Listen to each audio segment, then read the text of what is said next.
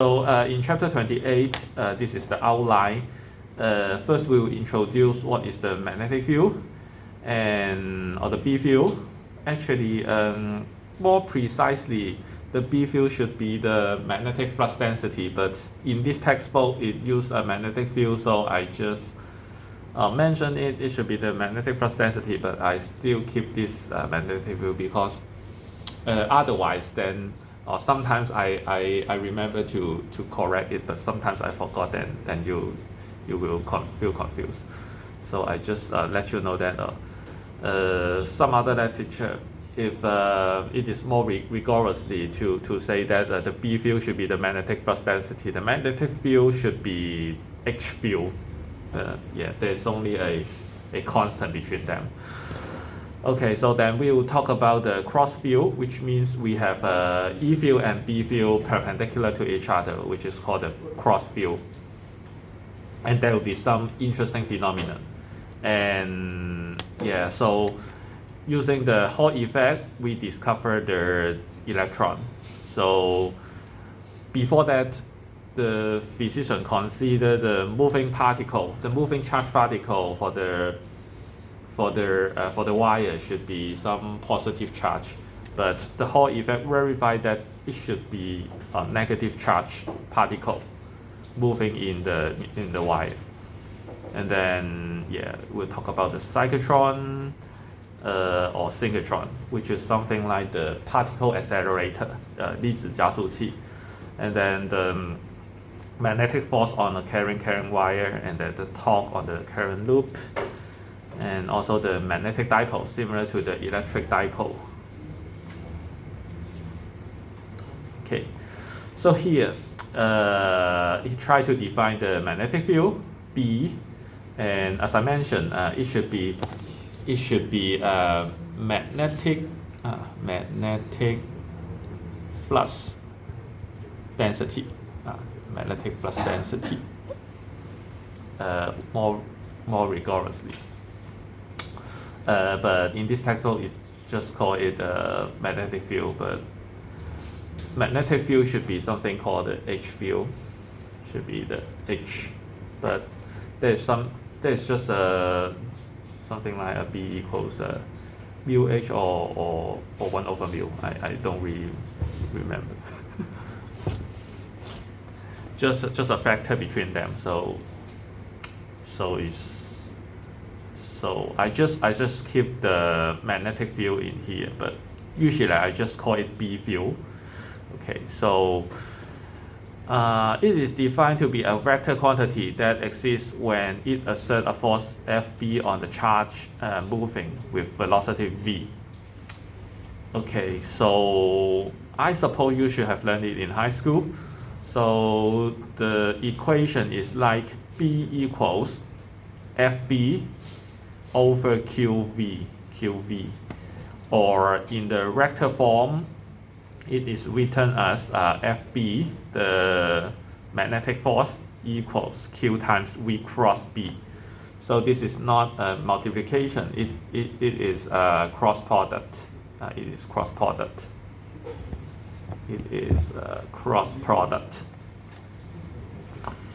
Okay, so this force is called the Lorentz force. Okay, so here the case is like suppose the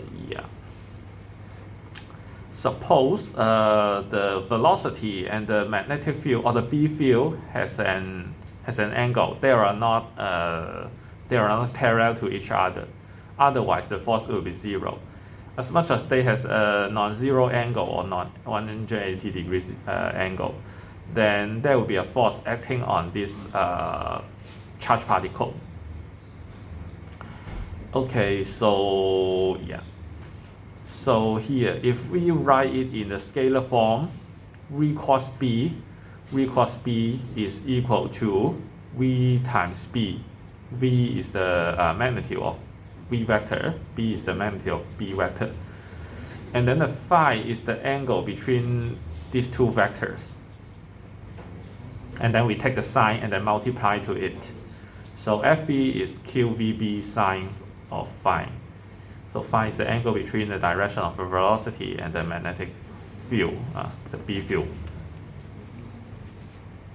Okay, so yeah, one point to mention is the SI unit for the B field is Tesla.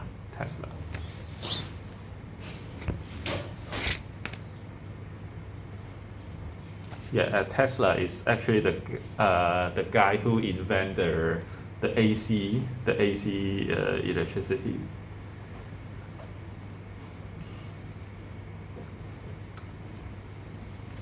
Okay, so here we talk about how do we calculate or what does the cross product mean. I think you should have learned it in high school, but I just repeat it again. So here we have FB equals Q times V cross B. So of course the charge may be positive or negative, but for simplicity we consider Q to be positive first, and then we move forward. So here suppose we point to that side C into the page, and then B points to the left side, and then actually this method is to determine what is the direction of V cross B, and the magnitude is nothing but V times B times psi phi. Phi is the angle between them. So here is just to determine the direction of V cross B. So we try to use our fingers pointing to the V and then cross, and then we just swap it to cross to B, and then the direction of our thumb is the direction of the V cross B. So we have V and then cross to B, and then the thumb pointing upward. So this is the direction of V cross B. And then if Q is positive, then FB also pointing down upward. If Q is negative, then FB is pointing downward. So this is just simple as that. And we call it right hand rule. Right hand rule tells us that the thumb of the right hand points in the direction of V cross B. The finger sweeps V into B and blah blah blah. Okay, so that's the way to determine the direction of V cross B, cross product. And then for cross products, the physical meaning is like as much as we have, this is V, this is B. So we can draw a line parallel to V and also parallel to B. So this parallelogram has an area. This is the parallelogram bounded by V and B, and the area of this parallelogram is the magnitude of V cross B. The magnitude of V cross B. So and of course the direction V cross B pointing upwards. V cross B is pointing upwards. And one thing to be careful is that the angle should be between 0 and 180 degrees. It should not be larger than 180. Otherwise, you will consider, V cross B rotating more than half of a circle, then you will consider V cross B to be pointing downward, but that's not correct. The phi should be between 0 and 180 degrees. This phi should be between 0 and 180 degrees.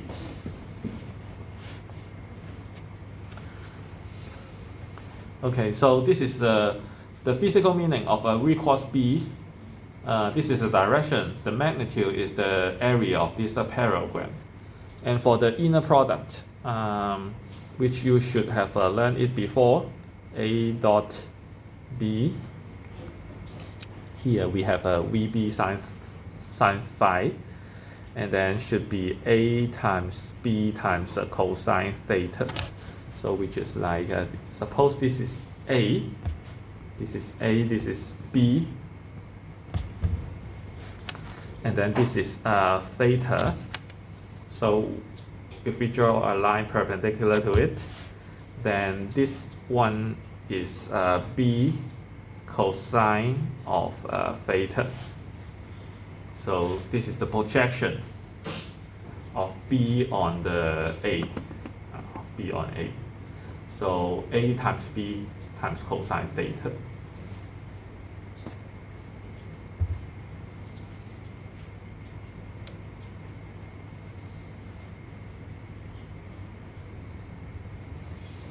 Okay. So here is a quick checkpoint, or this is a highlight. The force Fb acting on the charged particle moving with a velocity through a magnetic field B is always perpendicular to V and B. Yeah, this is the case. This is always perpendicular to the input vector, the two perpendicular to V and B. Okay, so so this is the checkpoint. So the figure shows three situations in which a charged particle with velocity v traveling through a uniform magnetic field B. In each situation, what is the direction of the magnetic force Fb on the particles? So for the first case, this is a positive charge, and then V point to the left side, B pointing downward. What is V cross B? The direction of V cross B.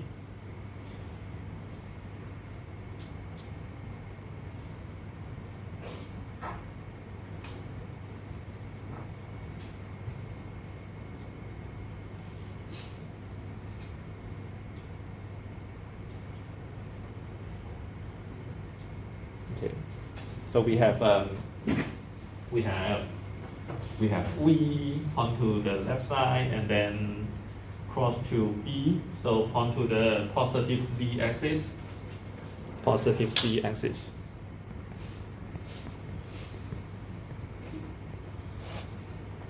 Okay, so one point to remember is that also the X, Y, Z axis also follow this right hand rule, which means that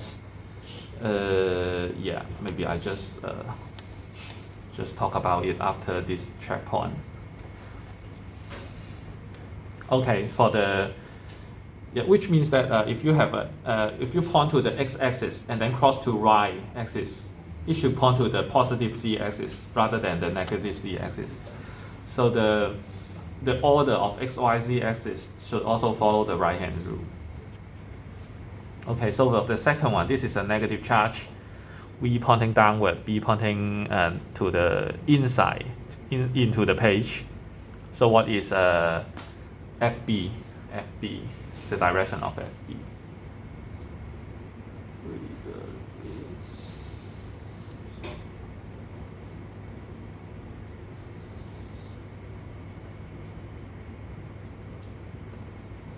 So V pointing downward, V cross B, what is the direction of V cross B? V cross B should be pointing to the right side, and then this is a negative charge, so it should point to the left side. The left side is a negative x-axis. Negative x-axis. Okay, so for the final case, V pointing downward, B pointing upward.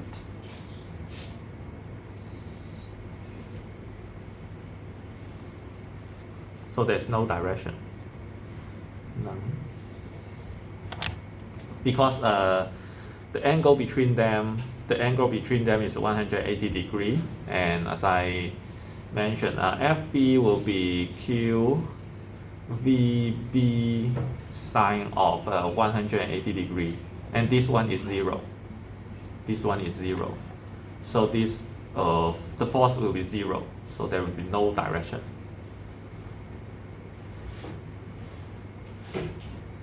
Okay, so before we move on, I just slightly talk about just mention. Suppose we have the x-axis and then y-axis, and then we should have x cross y to be the z-axis.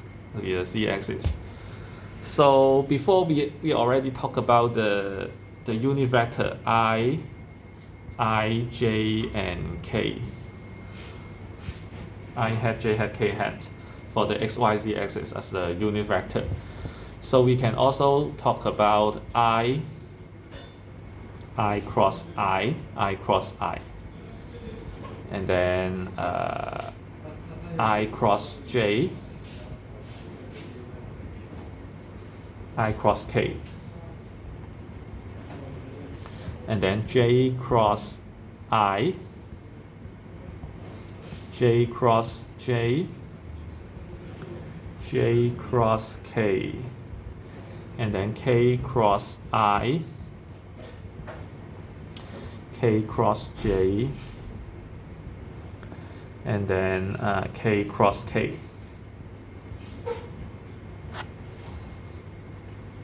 Okay, so so for inner product, I cross I will be 1, j cross j will be 1, k cross sorry, I dot I will be 1, j dot j will be 1, k dot k will be 1, other will be 0.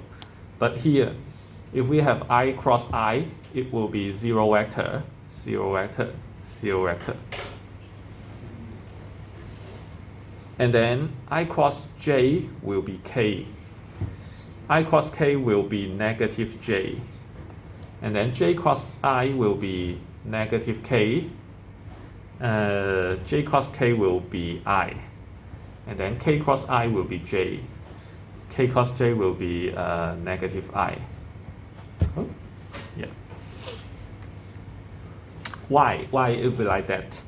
One simple way to remember is that you can simply draw I, j, k like this. And then if it is rotating clockwise, ijk like this, then it will be a positive sign. It will be a positive sign, which means I cross j will be k, j cross k will be I, k cross I will be j. However, if it is in the counterclockwise direction, then there will be a negative sign. Which means I cross k will be negative j, k cross j will be negative I, j cross I will be negative k, like this. So we have I cross j will k, ijk, jki, and then kij. So following the order. And then if it is ikj, then there will be negative sign, jik, negative sign, kji, negative sign, like this. So when we consider the unit vector notation, then we should slightly remember this rule.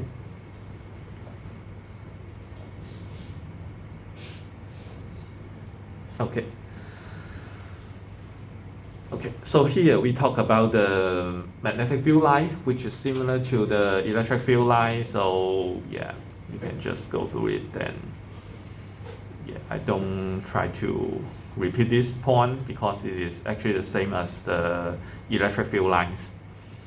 And here in the middle is the magnetic bar, and there are some iron dust. So this iron dust will generally follow the magnetic field line. Yeah. Okay, so here it also talk about there should be always 2 poles for the magnetic field bar or magnetic dipole. Yeah, so we always have the magnetic dipole, not the magnetic monopole. For the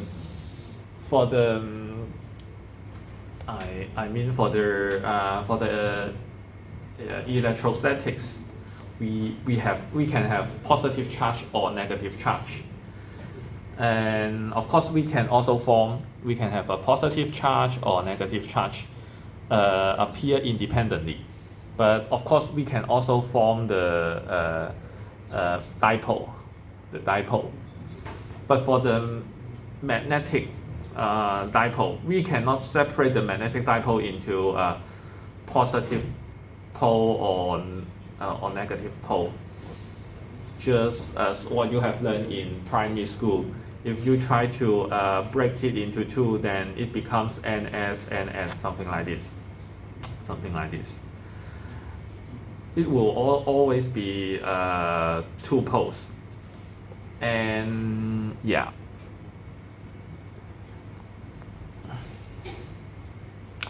So yeah, this is what you have learned in primary school. So opposite magnetic poles attract each other, and like magnetic poles repels each other.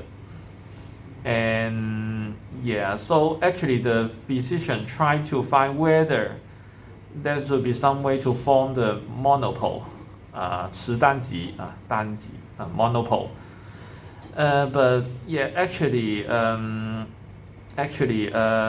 there is no experimental or observational evidence that the magnetic monopole exists. If you have interest, you can check the Wikipedia for this topic. But yeah, so far we cannot find the magnetic monopole. So in chapter 32, when we talk about the Gauss law for the magnetic field, then it will be easier than the one for the magnetic field. For the Gauss law for the electric field, we have epsilon naught integration of E dot dA equals Q enclosed, because we can have individual positive charge or individual negative charge. But now for the magnetic field, we cannot have magnetic monopole. So for the Gauss law, the Gauss law for the magnetic field will be as easy like this. So the right side will be nothing but 0, and then this is the magnetic flux for a closed surface or the Gaussian surface. But actually we will cover this part in chapter 32, just mention it here because it is related to this point.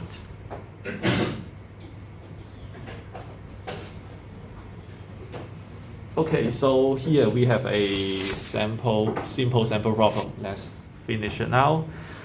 Yeah, so a uniform magnetic field is directed vertically upward,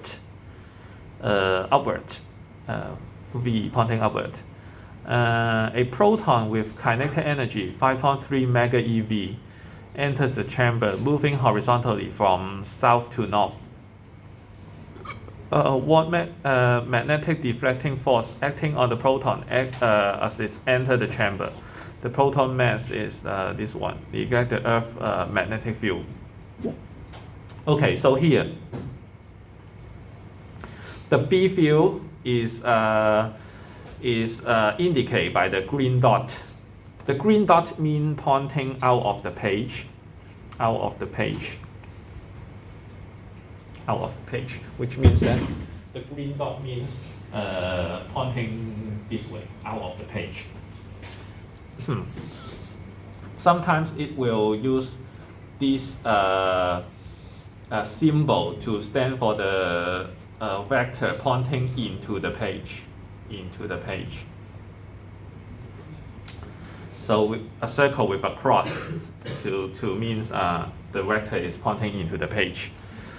So here now the V is pointing upward, and then the B field is pointing out of the page. So V cross B is something like a V cross B, and then pointing to the right side, and this is a positive V because it's a proton. So we have FB pointing to the right side, and yeah, and V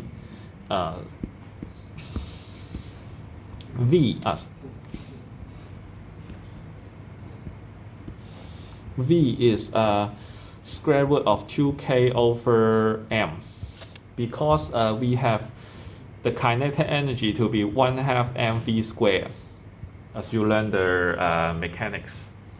So we have a v equals square root of 2k over m.